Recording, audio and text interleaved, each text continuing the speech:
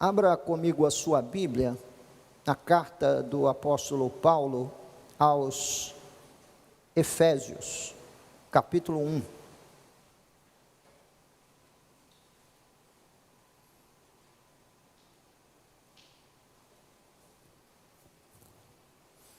Efésios capítulo 1, versos de 15 ao 23.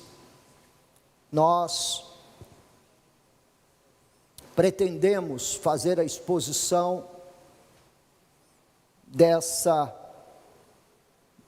desse recorte bíblico do capítulo 1, que é a segunda parte do capítulo 1 da carta aos Efésios. É a primeira carta da prisão escrita pelo apóstolo Paulo, que nós estamos, com a ajuda de Deus, nos propondo a expor aqui na igreja.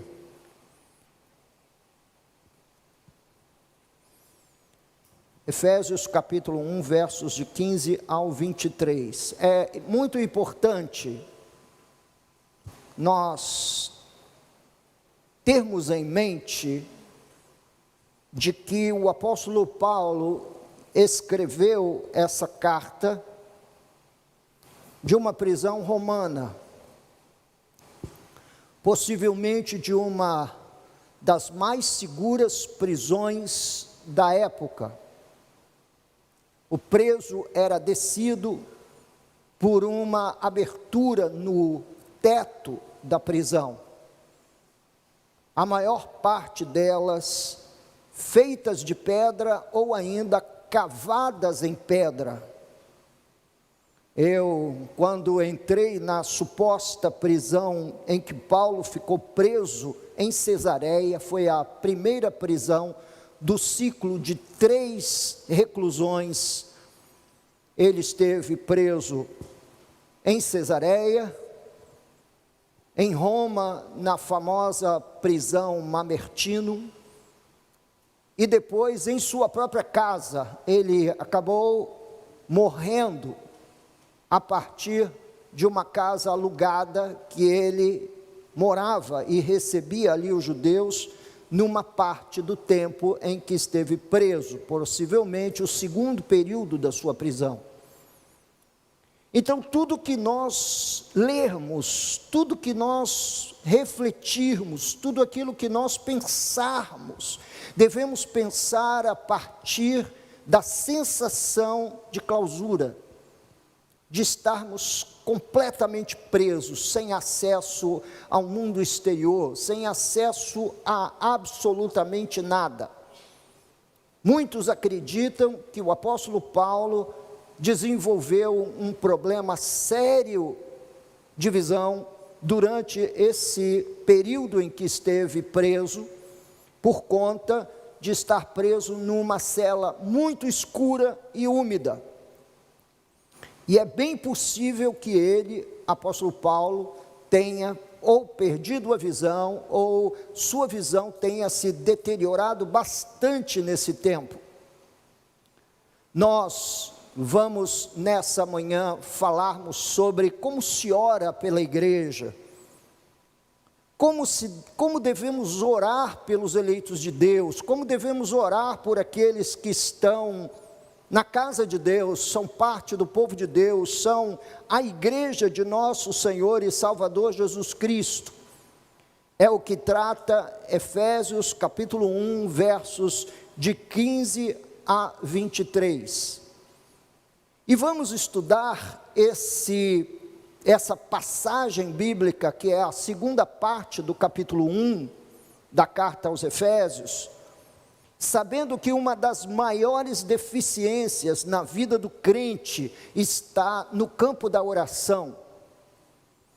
O desejo de levar os jovens nesse carnaval passado lá para Teresópolis e manter uma dinâmica e uma disciplina de oração foi inspirado exatamente por essa enorme deficiência, por esse enorme buraco na formação cristã contemporânea. seja por conta da natureza que o crente tem, que é essa natureza humana, carnal, que pende para a carne, que pende para os desejos, satisfação dos desejos carnais, ou pela própria motivação que há na vida desse jovem, ou na vida desse crente. O fato é que orar não é o nosso forte. Você pode reparar na sua vida pessoal, mesmo que você tenha ampla consciência de que necessita orar, de que orar é, na verdade, uma pequena amostragem da sua dependência de Deus, uma declaração formal, pública, a Deus e aos anjos, de que você é um ser humano fraco, e que mesmo na sua fraqueza, ora pouco, tem pouca relação com Deus, pouca intimidade com Deus, sua vida de oração deve muito. Na maior parte das vezes que nós, nessa condição, nos atrevemos a orar pela igreja, nós oramos para o seu avanço missionário. Isso é um bom elemento que deve estar presente nas nossas orações quando oramos pela igreja, na sua unidade, no seu crescimento espiritual e numérico, na sua proteção e preservação. São pontos importantes que jamais deveríamos nos esquecer ao orarmos pelos nossos irmãos na fé, ao orarmos pela igreja. O texto estudado nesta manhã vem de um coração privado de comunhão, um homem preso, que não podia ver seus irmãos, que estava separado da comunidade dos santos, que estava numa condição de completa exclusão da comunhão dos filhos de Deus, e estes pontos devem estar na nossa mente quando nós lermos Efésios 1, de 15 a 23.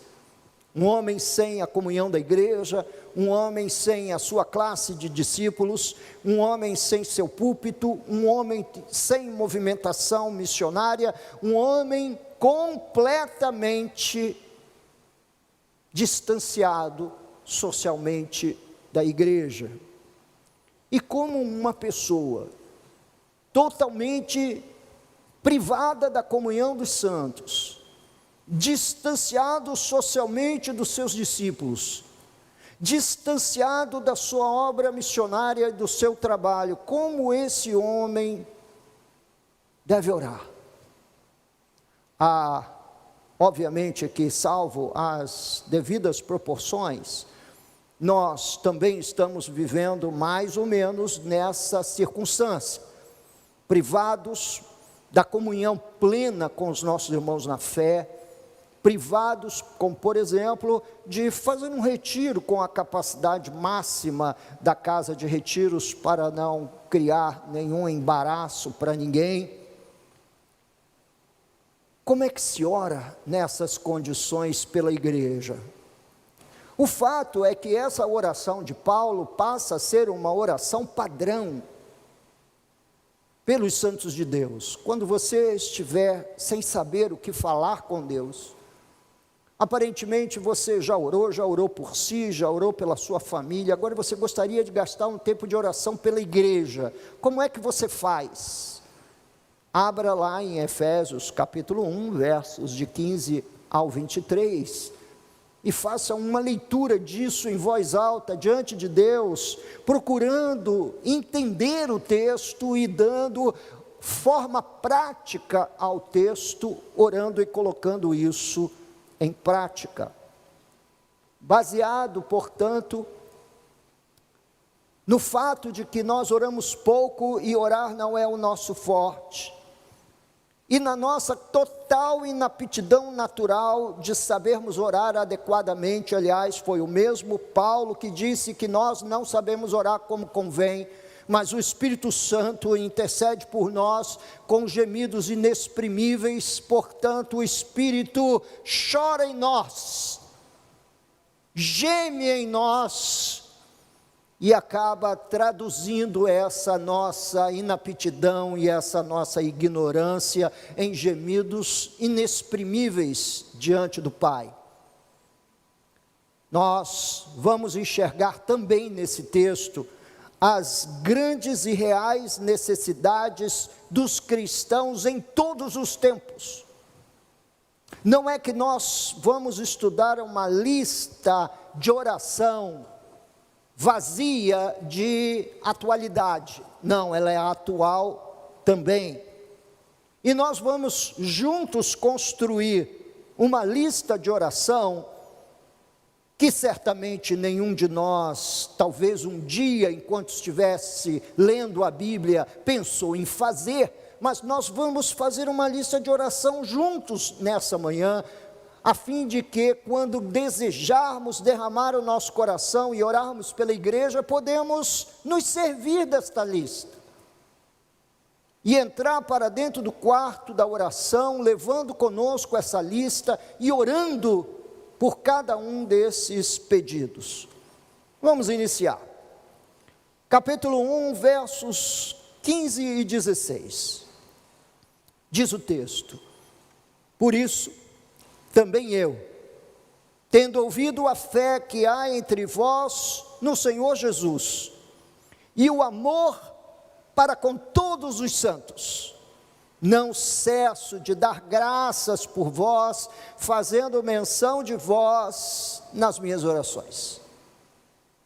Paulo disse que o motivo que o levava a render graças diante de Deus pela igreja de Éfeso é que eles tinham uma fé preciosa no Senhor Jesus. Não é uma fé, digamos, alimentada pelo modismo. Hoje nós encontramos igrejas vivendo na crista da contemporaneidade e dessa cultura gospel, que mistura elementos cristãos e elementos da fé com elementos da cultura deste mundo, da cultura deste século. E assim vão nascendo igrejas e movimentos que nós até certo ponto gostamos, nos sentimos encorajados, olhamos e dizemos: uau, que coisa legal. Mas o que motivava o apóstolo Paulo era enxergar naquele grupo de irmãos uma fé gloriosa no Senhor Jesus. E aí a fé no Senhor Jesus, lê-se a fé na pessoa de Cristo. Quem era o Cristo, quem era Jesus, senão o Filho de Deus encarnado, 100% Deus, 100% homem, conjugando as duas naturezas numa única pessoa. E eles também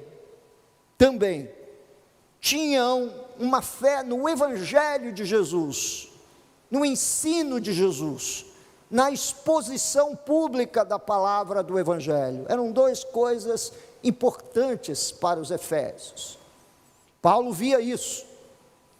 O segundo ponto que ocupava o coração do apóstolo Paulo e o motivava a orar pelos santos é o amor que aquela igreja possuía para com todos os santos, todos os irmãos. Havia um certo sentimento de acordo ali na igreja, onde toda a gente era amada e o amor não era privado ou não era uma substância própria somente para alguns. Não, o amor era para com todos os santos. E vendo fé e amor, isso não permitia que ele deixasse de agradecer a Deus por todos vós. Portanto, o primeiro ponto que a gente observa nesse capítulo 1, versos de 15 a 23 de Efésios, é que o apóstolo Paulo encontrava razões substanciais para dar graças a Deus por aquela comunidade. Quiçá, meus irmãos, nós encontrássemos aqui um desejo por amar a todos, um anseio por viver uma fé plena no Senhor Jesus Cristo, sem permitir que nesse campo da fé nós fôssemos de alguma forma, meus irmãos, entretidos por qualquer um outro movimento religioso. Fé absoluta na pessoa de Cristo e amor inegociável por todos os santos, por todos os irmãos. Essas são duas lições difíceis também de serem aprendidas. Nós não temos um retardamento apenas no plano da oração, mas também no plano da fé. Às vezes gastamos anos dentro da igreja sem construir uma fé substancial em Jesus e no seu ensino. Afinal, nós nos chamamos pelo nome de Jesus. Nós somos cristãos, ou pelo menos é assim que nós nos apresentamos. E como pode haver no nosso coração o desejo de ser visto, respeitado e olhado como cristão, sem ter uma fé substancial no Senhor Jesus? Sem saber quem é Jesus, sem conhecer o seu Evangelho. Como é que nós podemos ser chamados como seus discípulos se não tivermos amor uns pelos outros, uma vez que a Bíblia diz que os discípulos verdadeiros de Cristo seriam reconhecidos pelo amor? Nós não facilitamos também o trabalho de ninguém. Deixamos com que a nossa natureza humana fique saliente dentro da igreja e nós não conseguimos despertar o amor das pessoas. Temos muito do Adão dentro de nós, muito do velho homem que vai criando confusas relações dentro da igreja, e quando nós vamos parar para avaliar no fim, nós não estivemos convivendo sob um amor intenso. Nós estivemos convivendo sob interesses pessoais. E são esses interesses pessoais que nós precisamos abrir mão, para poder amar sinceramente uns aos outros. E então despertar um sentimento de ação de graça. Portanto, o primeiro ponto da lista, nessa possível e imaginária lista de oração que o apóstolo Paulo está seguindo aqui em Efésios 1, de versos 15 a 23, o primeiro ponto da lista é orarmos para que a igreja cresça na fé em Cristo e no seu amor.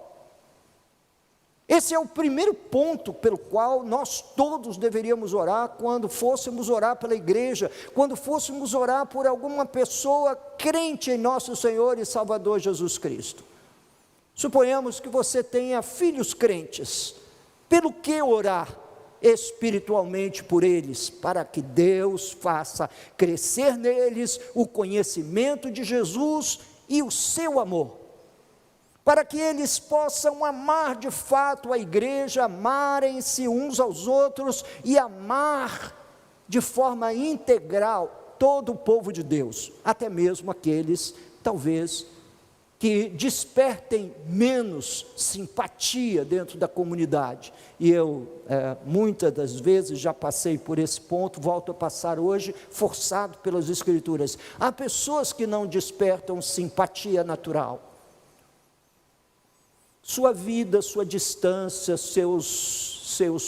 digamos assim, seus hábitos, não promovem simpatia natural, mas do que a Bíblia fala não é simpatia natural, e isso nós muitas das vezes cometemos esse equívoco, chamando o amor de simpatia natural. Amor não é simpatia natural, amor é de fato a decisão de fazer o que Deus manda, apesar das circunstâncias. Às vezes a pessoa é ultra antipática, mas o nosso coração está comprometido com a palavra de Deus, estamos prontos para amar, e talvez seja um bom alvo de oração pedir a Deus que o Senhor me ajude a amar e eu consiga enxergar no outro para além da simpatia natural. Esse é o primeiro elemento que aparece na lista de oração do homem preso, quando ele vai orar, privado da comunhão daqueles santos, dos presbíteros da igreja de Éfeso, seus amigos, seus irmãos, ele está completamente isolado. Ó Deus, ajuda-nos a crescer em amor e ajuda-nos a crescermos também na fé em nosso Senhor e Salvador Jesus Cristo, para que te rendamos graças. Senhor, obrigado por aquela igreja. Nós também poderíamos aqui derivar de um ponto ainda dentro desse tema, que seria o ponto 1.1 dessa lista de oração, e encontrarmos razões para agradecer a Deus dentro de cada comunidade. Por exemplo, o que te leva a agradecer a Deus congregando nesta igreja?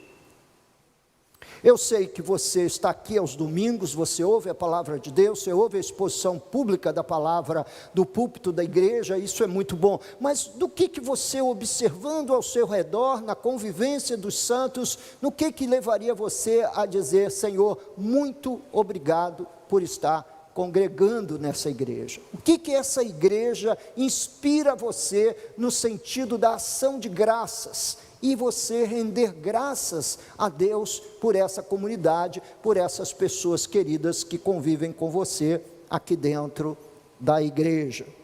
Em Efésios capítulo 1, versículo 17, prosseguindo na exposição do texto, versículo por versículo, Efésios 1, 17 diz: para que o Deus de nosso Senhor Jesus Cristo, Pai da glória, vos conceda espírito de sabedoria e de revelação no pleno conhecimento dele. Você alguma vez já orou pela igreja assim?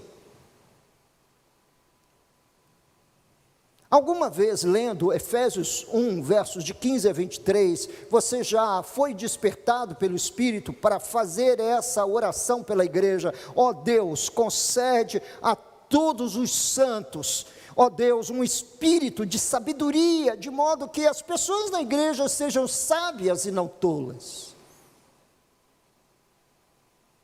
Você acha que sabedoria é um bem popular?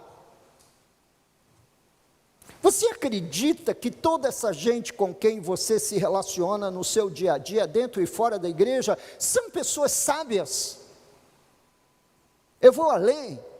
Você acredita que medindo a si mesmo, olhando no espelho, tentando chegar a um denominador comum acerca da sua própria vida, você se vê como um jovem, uma moça, um rapaz, um homem, uma mulher, sábio, sábia? Pois é, alguns poderiam até pensar: pastor, sim, mas nem tanto. Eu me meto em muitos conflitos desnecessários, eu de repente estou no meio de situações para as quais eu não me preparei, eu preciso de sabedoria. Senhor, concede sabedoria à Igreja Cristã Nova Vida em Vila São Luís. Senhor, que haja aqui um espírito de sabedoria, uma sensação de estar crescendo como ser humano, crescendo diante de Ti, de modo que as questões da vida são enfrentadas por mim de modo mais sábio. Eu me movo de modo mais sábio nas minhas relações humanas, eu me movo de modo mais sábio com a minha família, educando os meus filhos. No fim, todos os grandes dramas que nós vivemos ou que somos envolvidos, é fruto da falta de sabedoria de alguém. O fato é que todos nós carecemos de uma boa dose de sabedoria, e o apóstolo Paulo pediu isso a Deus. Ó Deus, que o Senhor tome a igreja de Éfeso, que o Senhor lhes conceda espírito de sabedoria e de revelação. De sabedoria e de revelação, não somente sabedoria, mas a revelação, para que você possa perceber espiritualmente os perigos que a igreja vive, para que você possa entender melhor o universo espiritual, porque para além do fato de nós crermos que Deus nos conduz em sua soberana vontade, nós não negamos que estamos em luta espiritual aberta contra o inferno. Nós não negamos que a nossa luta é contra a carne e o sangue. Existe sim uma potestade contra a qual lutamos e que diz respeito à vida e à saúde da igreja. O diabo, de uma forma terrível, usa crentes displicentes, adormecidos no plano da vida, da sabedoria, e acaba fazendo uso deles, sem que eles queiram, sem que eles notem, sem que eles percebam. É por isso que um dos dons do Espírito dado à igreja é o do discernimento de espíritos. Porque muitas vezes, como usou os lábios do apóstolo Pedro contra a obra redentora de Cristo, ele usa lábios de pessoas que estão arroladas na membresia da igreja para perturbar o andamento da igreja. Então o Senhor conceda-nos espírito de sabedoria e de revelação, no pleno conhecimento dEle, e aí revelação associado à pessoa de Jesus. À medida que eu tomo conhecimento teológico das diversas doutrinas relacionadas a Cristo, dos diversos desdobramentos do Espírito de Cristo, eu cresça nesse conhecimento. Digo aos irmãos que não só temos na palavra de Deus uma fonte segura de conhecimento, mas sabemos que estamos crescendo em verdadeiro conhecimento de Cristo quando ele vem acompanhado do endosso de um espírito de sabedoria. Você está ao lado, conversando, e você dialogando com alguém, e você percebe que esse alguém tem uma abordagem sábia, palavras sábias, discernimentos sábios da vida, das circunstâncias, dos elementos do cotidiano, da questão da família, da palavra de Deus com respeito a relacionamentos conjugais. Eu só aí estou tocando apenas no âmbito da família, mas o fato é que à medida que a nossa estupidez é vencida pelo conhecimento das Escrituras, nós vamos crescendo também em sabedoria e vendo a nossa humanidade ser vencida. Nossa humanidade é vencida, e assim o amor começa a crescer em nós, tomando aquela lista imaginária de oração que Paulo tivesse elaborado. O segundo ponto talvez fosse sabedoria e revelação no pleno conhecimento de Jesus Cristo. Senhor, visita a minha igreja, que os jovens sejam mais sábios. Nós vemos muitas vezes rapazes e moças comprometendo todo o seu futuro por falta de sabedoria. Nós vemos homens casados e bem casados com mulheres de Deus, comprometendo tudo por causa da futilidade, do prazer sexual com alguma mulher fora do casamento. Isso não é só pecado, isso não é só a questão carnal e ele ter tropeçado na sua carnalidade. Não, isto é ausência de sabedoria. Ou uma mulher que de repente comete uma loucura. Ela vê um programa desses televisivos que expõe a ordem do feminismo, e ela abraça aquilo como sendo verdade máxima para a sua vida. Meses depois a sua vida está destruída, seu lar está acabado, e o que a Bíblia diz? Ele disse que a mulher sábia edifica a sua casa, e a mulher estulta com as duas mãos a destrói. Então a falta de sabedoria está por trás de toda a história de destruição. Meus jovens amados e queridos, vocês têm um futuro pela frente, e ele pode ser um futuro sorridente, glorioso, vivendo para a glória de Deus, estabelecendo o seu reino e estabelecendo também suas normas e seus marcos na terra. Mas pode ser qualquer coisa de destrutiva. Eu tenho alguns amigos antigos, bons amigos, e olhando para trás em retrospectiva, eu vi crescimento na vida de muitos. Mas o bom de ter um pouco mais de idade que a maioria é perceber que você também tem uma lista enorme de pessoas que destruíram-se. Destruíram não somente a si próprios, mas destruíram a vida dos filhos.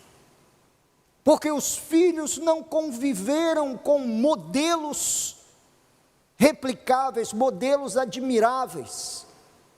Eu ouvia um professor que dá aula na periferia de São Paulo, dando uma entrevista essa semana, e ele foi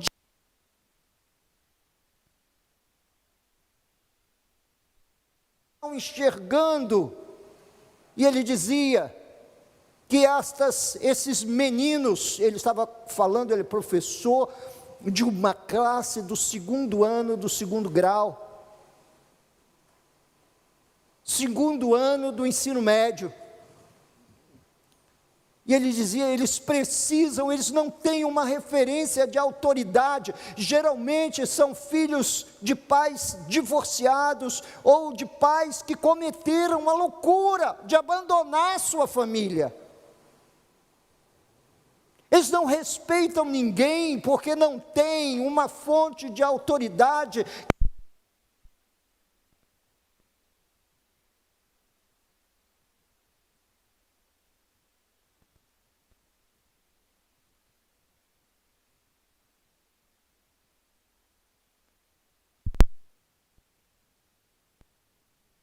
Você é membro da igreja, você sai às vezes daqui com as costas ardendo de tanto bordoada que você toma no âmbito da família. Por quê? Porque é fundamental que você seja sábio da porta de casa para dentro, para que haja inspiração na vida de seus filhos. E é isso que Paulo ora. Ele ora dizendo, Senhor, que lá na igreja as pessoas todas sejam tomadas de um espírito de sabedoria, que elas todas sejam visitadas no seu coração, ó Deus, por uma sabedoria que venha do alto,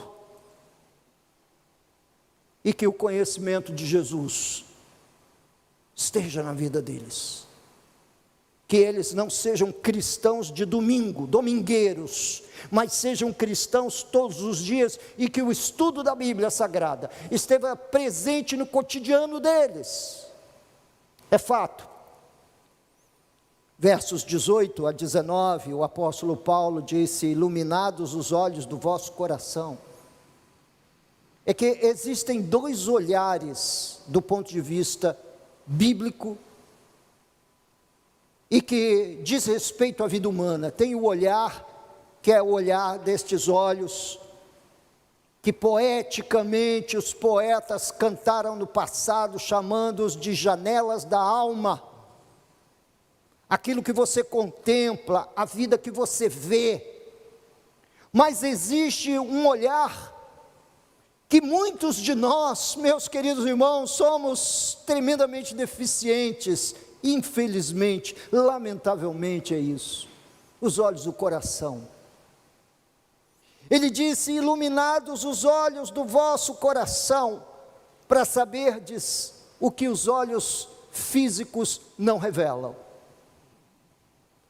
Saberdes qual é a esperança do seu chamamento, qual a riqueza da glória da sua herança nos santos, e qual a suprema grandeza do seu poder para com os que cremos, segundo a eficácia da força do seu poder. Nós precisamos, além da sabedoria e do conhecimento de Cristo Jesus, nós precisamos de algumas virtudes muito importantes. A sabedoria nos abre portas para percebermos algumas virtudes importantes pelas quais nós devemos orar. E por que devemos orar? Porque isto apareceu na oração do apóstolo Paulo e no seu ensino para quando você fosse orar pela igreja. E como se trata de elementos um pouco mais complicados até de se visualizar no texto, uma vez que eu destaquei grande parte do texto, como se eu estivesse iluminando a minha Bíblia, eu vou devagar.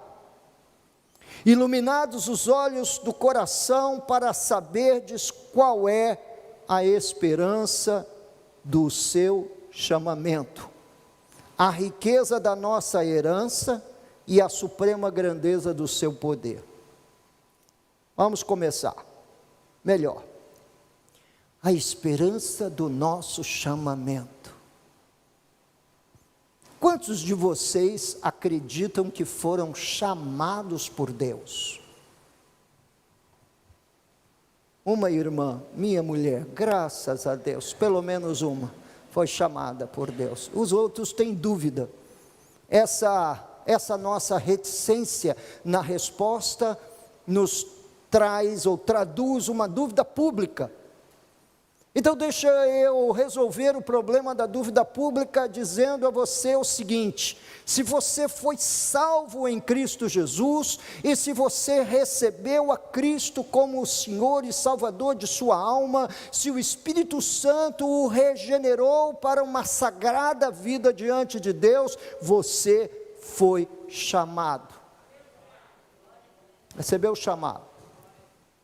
O apóstolo Paulo vai falar aos romanos que esse chamado foi para ser santo. Ele vai falar aos efésios, recuperando a mensagem da semana passada, que você foi chamado para pertencer a Ele, para ser de Deus. Então, qual é a esperança desse chamado? O que esse chamado divino, ao longo da sua vida, que alguns não crentes até se escondem atrás dele, mas sem saber, eles estão de fato endossando uma realidade, quando eles dizem assim: quando eu for chamado, eu vou a Jesus. É verdade. Porque aquele que é chamado, inegavelmente atende ao chamado. Como você poderia conviver com a ideia de que Deus chama alguém e esse alguém diz não para ele? As consequências não são boas. Vide o profeta Jonas. Deus o chamou para pregar em Nínive, e ele pega um navio em direção oposta. Qual foi a consequência? Quase morte. Ele foi se arrepender no ventre do grande peixe, quando ele faz a oração, e ora a Deus lá dentro do grande peixe. Então nós sabemos que as consequências são drásticas e severas para quem não atende ao chamamento de Cristo. Nós fomos chamados para sermos filhos de Deus, pela fé. Fomos chamados, repetindo, para sermos santos. Fomos chamados para vencer a morte juntamente com Ele. Fomos chamados para vivermos com Ele, porque onde Ele estiver, estaremos nós também.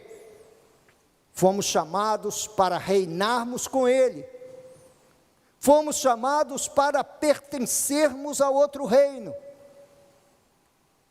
Portanto, qual é a esperança do nosso chamamento? Se você observar, em todas estas frases espalhadas pelo Novo Testamento, a esperança está na eternidade. A esperança não está aqui, nas coisas desse mundo, nas coisas daqui. Então, você não foi chamado para prosperar, por exemplo, ganhar muito dinheiro. Você não foi chamado para que Deus o satisfizesse na intimidade dos seus profundos desejos pessoais. Não. Nós fomos chamados e toda a esperança do nosso chamamento está no pós-túmulo, na vida eterna. É lá que se completará a esperança do nosso chamado. Mas eu nunca vi uma geração que mais teme a morte como essa geração de cristãos. Possivelmente eu esteja aqui transmitindo culto a alguém que está em casa, com medo de estar aqui, com medo de morrer. Pode acreditar que se você foi realmente designado para morrer de Covid, esteja você onde estiver, o Covid te encontrará. E desculpe-me fazer uso desse argumento tão simples, tão simplório. Vocês se lembram da piada do careca que queria fugir da morte? Ou do barbudo, cabeludo, que queria fugir da morte, e de repente ele tira a barba, ele tira a cabeleira, e a morte olhando no salão, dizendo: uma vez que aquele barbudo fugiu de mim, aquele cabeludo fugiu de mim, eu vou levar aquele careca. Vocês lembram da piada? É uma piada. Mas o que a piada diz? Que da morte você não pode fugir. Deus tem escrito no seu livro todos os seus dias. Todos os seus dias. Mas há um medo de morrer inexplicável, porque se há um povo que não deveria ter medo da morte, esse povo é o povo de Deus, que tem a esperança da vida eterna em seu coração. Mas, se no primeiro século você tinha que conter os mais afoitos, para não se entregarem à morte voluntariamente, porque era isso que estava acontecendo, eles adoraram o martírio, morrer por amor de Jesus era uma glória, então eles acabavam se expondo demasiadamente. Hoje nós temos um sentimento inverso, é um medo demasiado da morte, talvez por amar muito esse mundo, talvez por encontrar a razão de viver nesse mundo, mas Paulo nos ajudou colocando isso como um destaque da oração. Senhor, mostra para essa igreja qual é a esperança do nosso chamamento. Mostra, Senhor, para esse povo qual é a esperança, o que nos aguarda no fim da vida. Qual é o prêmio da nossa vocação, que é viver com Jesus eternamente, para sempre, em sua glória, em sua morada. Tê-lo reinando sobre nossas vidas. Queria eu deixar um bilhete à noite ao dormir para minha mulher, dizendo: Deus me falou que essa noite vem me tomar para Ele. Quisera eu poder optar para estar no outro momento da vida com Jesus. O apóstolo Paulo disse que estava dividido. Ele disse: eu sei que é melhor morrer e estar em Cristo Jesus, mas eu estou dividido, eu não sei o que eu peço, se eu peço por mais dias para proclamar o Evangelho, ou se eu peço para Ele abreviar os dias para eu entrar no céu. Mas toda a esperança do nosso chamado está na glória, está além dessa vida, está além desse momento. Ó Deus, mostra para a Igreja Cristã Nova Vida em Vila São Luís a glória da herança.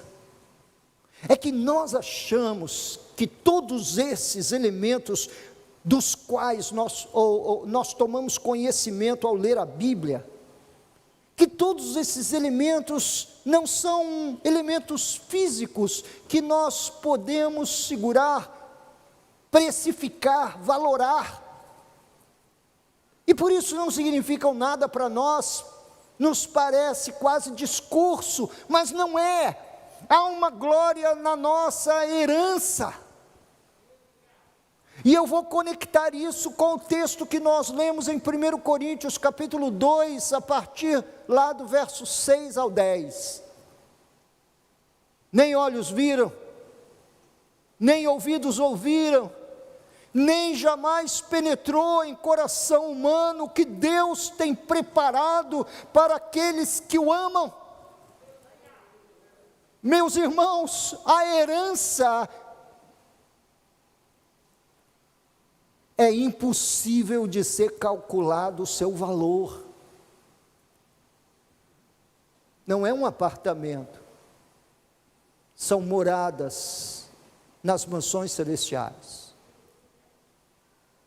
Não é você passar um dia de príncipe ou de princesa junto com o seu artista admirável. Não. É você viver eternamente diante do brilho da face, da glória do Cordeiro de Deus.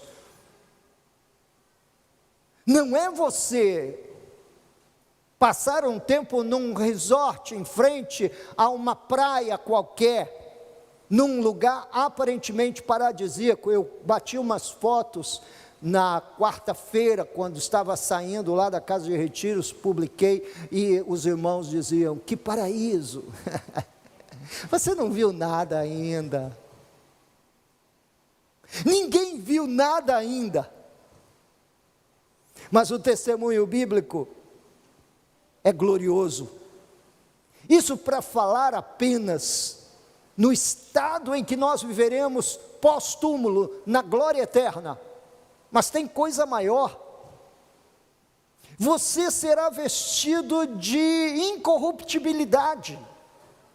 Quando a Bíblia diz que você andará diante de Deus com trajes brancos, com vestes brancas, significa que tudo aquilo que o corrompia, e tudo aquilo que criava embaraço para você andar com Deus em espírito, tudo aquilo lhe será tirado e você será revestido de Cristo, de modo que aquela natureza antiga, adâmica, que te perturbava, que fazia você criar confusão em casa com seu marido e filhos, que levava seu marido a olhar para a vizinha, não haverá mais.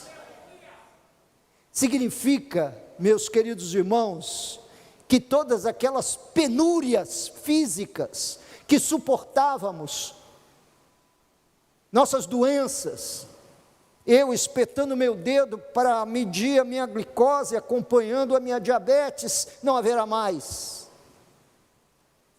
Os stents que eu pus no coração em 2 cirurgias de angioplastia, para evitar os ateromas criados no coração, fruto da glicose alta e do alto estresse, isso não haverá mais. Nós teremos por herança o reino, que está preparado antes da fundação do mundo. Há uma glória nessa herança que a igreja não enxerga. Todos parecem estar bem nesse lugar, e esse lugar não é para nós, nós não somos daqui, mas precisamos ser sacudidos pelo Espírito Santo, para de alguma forma entendermos que nós não pertencemos mais a este mundo, somos daqui.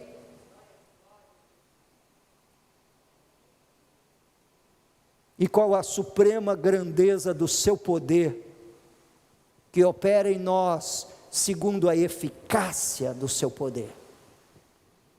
Nós olhamos para a criação e percebemos a grandeza do poder divino, não é? Você para assim, você chega lá em cima da Serra de Teresópolis, para o carro, vai naquele mirante e olha, e tem uma fotografia clara do relevo do estado do Rio de Janeiro, que é aquele mar de morros. Alguns morros aqui da cidade, inclusive, são habitados por correntes criminosas. Você depara-se com aquela visão de um pedacinho de Mata Atlântica que nós temos diante de nós lá na casa de retiros, quando você está orando lá na estação de oração e você olha para aquela mata que está sendo consumida. Era aquilo de ponta a ponta do país, margeando o litoral nacional. Aquilo foi consumido primeiramente pelos portugueses com o extrativismo vegetal e agora pela malignidade de homens caídos, corrompidos, que no pecado, sem deter a sua própria ganância, consumiram toda a mata. Comercializaram espécies raras.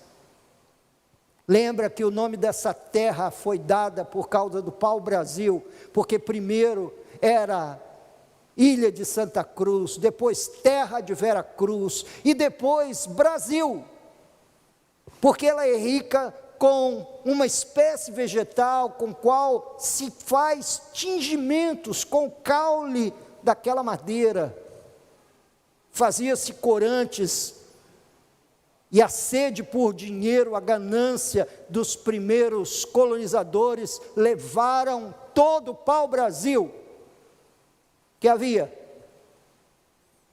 Quando eu vou a São Lourenço, eu mato a saudade do pau-brasil entrando lá no Parque das Águas e vendo uma réplica do pau-brasil plantada por Getúlio Vargas. Então eu faço duas recuperações históricas, tanto do pau-brasil quanto do presidente Getúlio Vargas e do Estado Novo.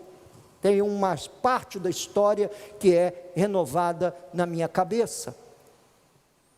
Nós olhamos para a criação e dizemos que grande é o poder de Deus, uma grande queda d'água,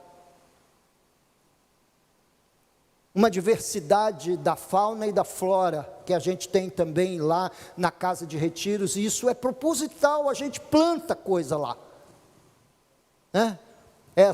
Esse final de semana que passamos lá, nós plantamos laranja Bahia, laranja abacaxi, laranja campista, dois pés de tangerina pocã, 2 resedás, que são árvores ornamentais, palmeiras, os plantamos lá, que a ideia é perceber de novo aquela glória maravilhosa da criação. Mas eu nunca vi ninguém arrependido diante de uma árvore, de um grande eucalipto.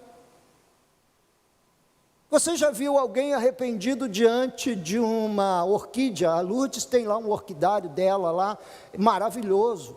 Ela tem o dom de ressuscitar orquídeas. Se você tem uma orquídea morta dentro da sua casa, dê para a Lourdes, que ela ora, ela cuida, ela trata, e dentro de mais um bocadinho de tempo a orquídea está dando flor. Mas eu nunca vi ninguém convertido diante da beleza da criação, embora a criação revele os atributos de Deus. A glória do universo criado parece não exercer mais fascínio sobre ninguém. Você já viu alguém morando na cidade, preocupado com um quero-quero sem casa, com a explosão do número de pardais, de modo que as espécies, outras espécies aqui do Rio, migraram daqui, não estão mais aqui? Eu tirei uma foto de um canário da terra, que aliás aparece lá às centenas, não é só 1 ou 2, mas é às centenas. A passarada aparece lá, e toda hora que aparece um, eu falo com Deus, dizendo: Senhor, tu queres me chamar a atenção, mostrando-me a beleza desse animal. Eu sei que há uma glória maior que me espera na eternidade.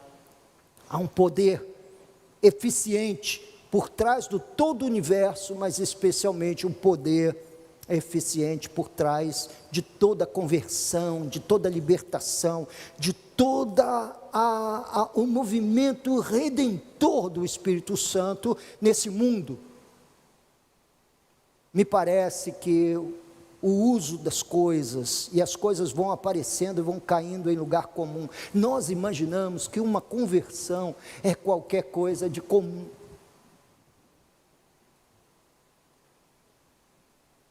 Uma pessoa se converter, o que está envolvido ali?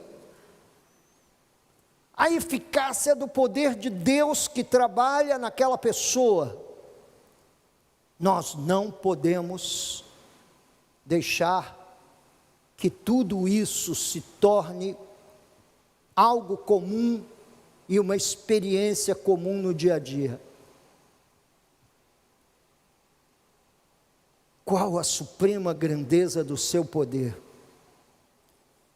A glória do universo celestial, invisível, se revelará a nós, povo de Deus.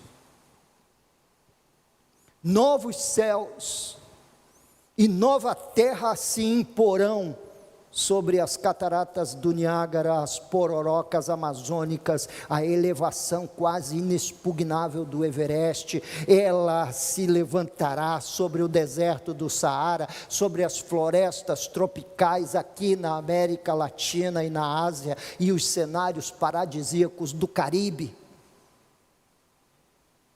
Se imporá.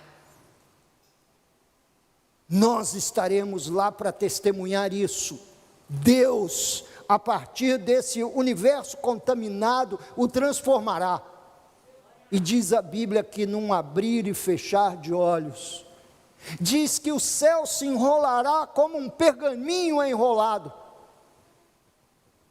e seguirão novos céus e nova terra, onde habita justiça e paz. Eu vou testemunhar esse poder eficiente, como nós precisamos ser despertados quanto ao poder de Deus. Se Deus converte um coração apegado ao pecado e ao mundo, o que Ele não pode fazer em nossas vidas?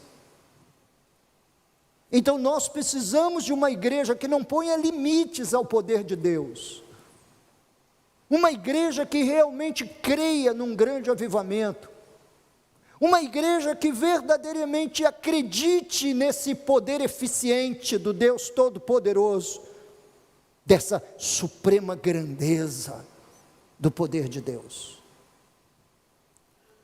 Paulo disse que a igreja orou para que a igreja pudesse perceber a herança do chamamento, a riqueza da sua herança, a suprema grandeza do seu poder. Aproximando-nos agora do fim, versos 20 e 21, o qual exerceu ele em Cristo. É que todo esse poder foi manifesto na pessoa de Jesus Cristo, e nós temos uma amostra grátis desse poder na ressurreição. É uma amostra grátis desse poder, o poder manifesto de Deus, de modo que um corpo sem vida, inerte, gelado, num túmulo cavado em pedra, com uma pedra rolada para a sua porta, ao terceiro dia, seguindo ao sinal do profeta Jonas, que esteve no ventre do grande peixe, pelo mesmo tempo, e de repente, ouvir-se como se fosse um grande terremoto. Foi essa a descrição dos soldados romanos à beira do túmulo de Jesus, quando a grandeza do poder de Deus invadiu aquela sepultura, e o corpo inerte, gelado, imóvel, ganha vida. E a pedra rolada para a porta do túmulo é removida. E tudo isso por um ato simples da manifestação do poder de Deus. Queridos, isso é uma amostra grátis do que acontecerá na ressurreição final, quando nós formos revestidos de incorruptibilidade. Diz que ao soar da trombeta de Deus, quando Jesus voltar com os seus anjos, os que estiverem mortos ressuscitarão primeiro para o encontro com Jesus nos ares. Imagine as explosões dos túmulos nos cemitérios. Imagine, meus queridos irmãos, os corpos que foram cremados, virados cinza, se refazerem. Imagine o que está envolvido no poder do mar entregar seus mortos, a terra devolver seus mortos, que esperaram em Cristo para a ressurreição final. Imagine a exaltação de uma raça sobre todos os homens em geral. E que raça é essa, pastor? A raça dos eleitos. A raça dos eleitos. Que poder será esse de abrir sepulturas e chamar para a vida e elevar às alturas, desafiando a lei da gravidade e todo o universo físico criado? Imagine você subir como um foguete à presença de Jesus nos ares. Esse é um poder grandioso. Ó Deus, dá-nos a percepção desse grande poder, e que o Senhor nos faça conhecer esse poder da ressurreição, a respeito do qual Paulo falou aos Filipenses. A noiva vencerá também como um noivo na ressurreição final. Os santos serão revestidos de incorruptibilidade. E aqui se trata do saborear do chamado poder da ressurreição. Que o Senhor Deus faça a igreja provar disso, porque nós nos esquecemos disso, nos perdemos em nossos desânimos. Como você pode desanimar da fé, sabendo que isso acontecerá? Como você pode mergulhar num desânimo, num desejo de abandonar a igreja e abandonar Jesus? É que eu estou desanimado.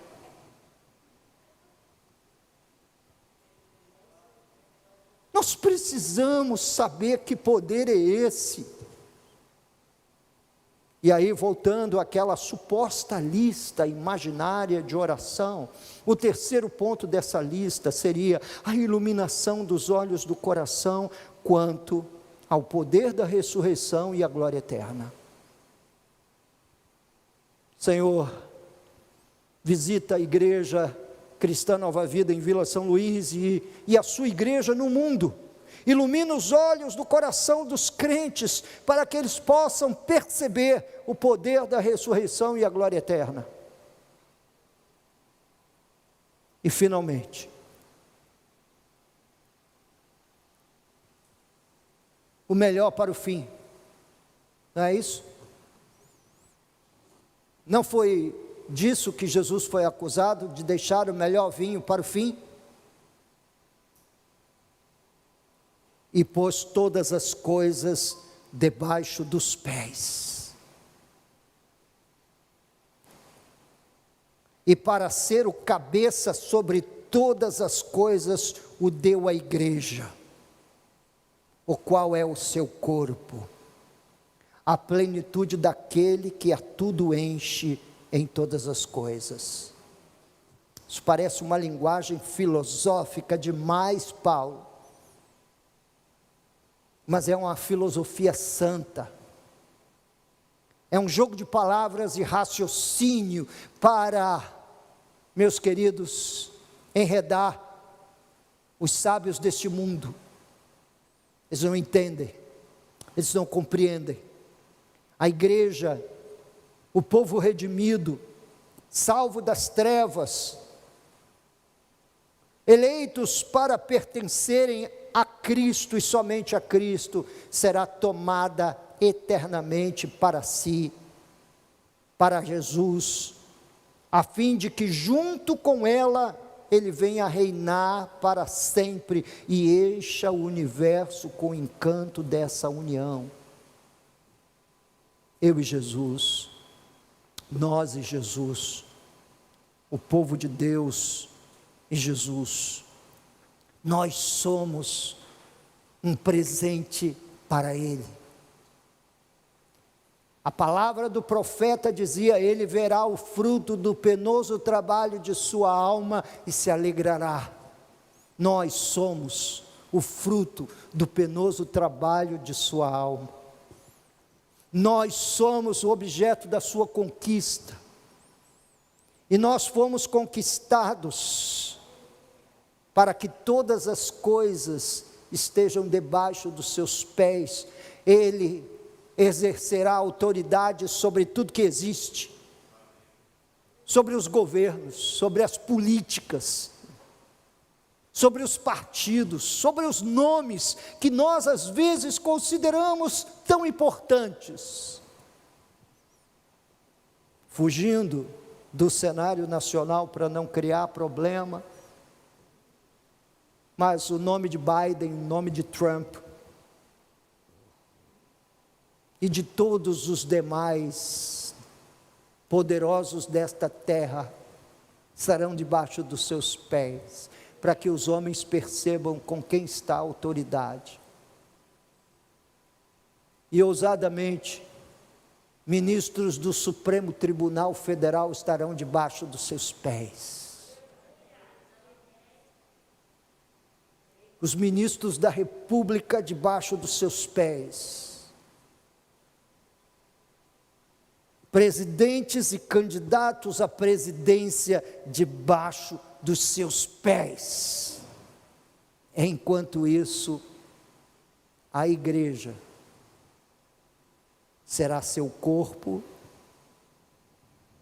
a igreja o terá como cabeça, e viveremos com ele eternamente, enquanto todos os principados deste mundo serão julgados. Paulo ora para que a igreja veja isso.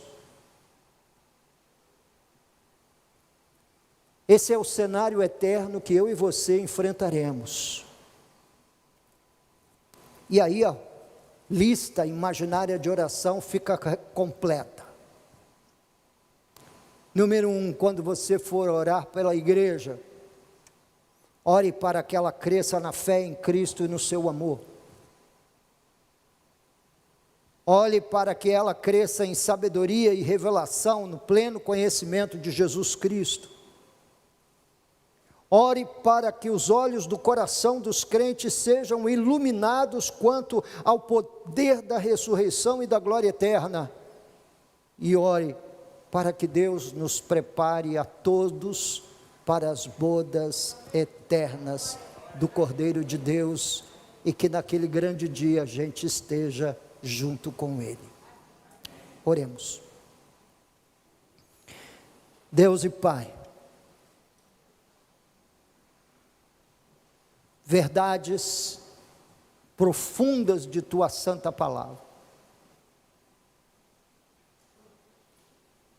ajuda-nos a orar assim e a vivermos as realidades a respeito das quais o apóstolo Paulo nos desperta essa manhã, na segunda parte do capítulo 1 de sua epístola. Senhor, concede-nos crescimento na fé, em nosso Senhor Jesus Cristo e no seu amor. Concede-nos um espírito de sabedoria e de conhecimento de Jesus Cristo, uma sabedoria comparável àquela que Jesus fez uso ao longo do seu ministério. ilumina os olhos do nosso coração, para que nós, ó Deus, contemplemos o poder da ressurreição e da glória eterna, e não fiquemos encantados por este mundo e esta vida. E finalmente, ó Deus, prepara-nos para as bodas eternas do Cordeiro, para esse encontro com Jesus nos ares, trazendo no nosso coração um despertamento para essa herança espiritual e eterna que nos encontra em Cristo Jesus. Leva-nos em sua paz, ajude-nos a perceber o texto, e logo mais, traga-nos de volta para continuarmos nesta mesma pegada e nos perdermos, ó Deus e Pai, ou quem sabe nos acharmos estudando um pouco mais sobre o poder da ressurreição. Leva-nos em paz, guarda-nos pelo caminho de volta para casa, e dá-nos uma tarde encantadora, ó Deus e Pai, contigo e com a nossa família, em nome de Jesus. Amém e amém. Vai na paz, um beijo, seu coração.